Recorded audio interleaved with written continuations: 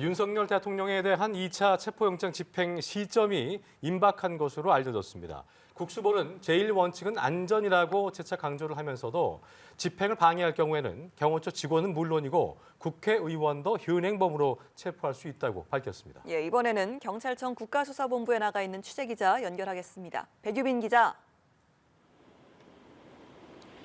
네, 경찰청 국가수사본부에 나와 있습니다. 국수본은 이르면 내일 윤석열 대통령에 대한 2차 체포영장 집행에 나설 것으로 보입니다. 국수본은 오늘 브리핑을 통해 체포영장 집행 시 제1원칙은 안전이란 점을 강조했는데요. 그러면서도 집행을 방해하는 경호처 직원에 대해서는 현행범 체포와 이후 분산호송 조사도 고려하고 있다고 말했습니다. 체포영장 집행을 방해하는 국회의원에 대해서도 현행범 체포가 가능하다고도 판단했습니다. 그러면서 협조하는 직원들에 대해서는 선처하겠다며 경호처 관계자들에게 집행에 협조할 것을 다시 당부한다고 밝혔습니다.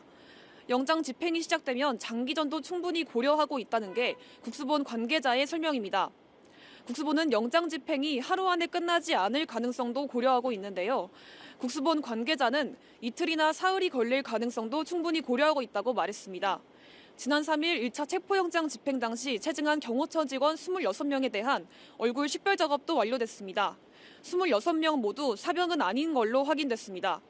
앞서 윤 대통령 측 변호인단이 공수처에 변호사 선임계를 제출했지만 아직 공조본 측과 변호인단 사이에 별다른 소통은 이루어지지 않은 것으로 파악됐습니다. 예, 그리고 집행 방해 관련 경호처 수사 상황도 전해주시죠. 네, 국수본은 동시에 경호처에 대한 수사도 계속해서 진행하고 있습니다.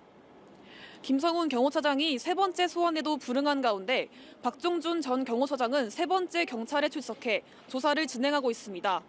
국수본은 박 전 처장으로부터 제출받은 휴대폰을 포렌식해 1차 집행 당시 상황을 분석하는 데 주력하고 있습니다. 한편 내란 수사와 관련해서는 이미 구속 기소된 노상원 전 정보사령관의 수첩에 담긴 내용을 추가로 분석하고 있습니다. 노 전 사령관의 수첩에는 북한의 도발을 유도하는 등의 내용이 담긴 것으로 확인됐는데요. 국수본은 외환죄를 추가로 적용하는 방안도 검토하고 있습니다. 현재까지 공조본이 입건한 내란 혐의 피의자는 총 52명인데요. 이 중에는 박 전 처장과 김 차장을 비롯해 경호처 간부 5명이 포함됐습니다. 또 체증을 통해 얼굴을 확보한 경호처 직원 26명에 대해서는 경호처의 신원 확인을 요청한 상황입니다. 지금까지 경찰청 국가수사본부에서 연합뉴스TV 백유빈입니다.